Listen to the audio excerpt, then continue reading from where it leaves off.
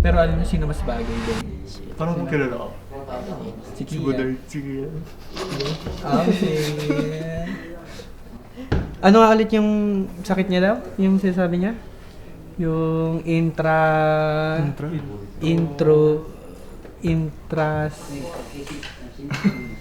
Hindi ko alam, pre.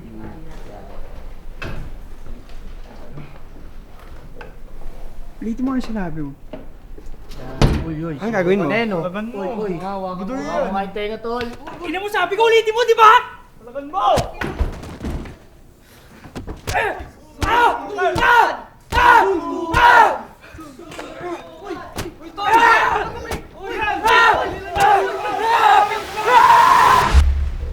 Mr. Flores,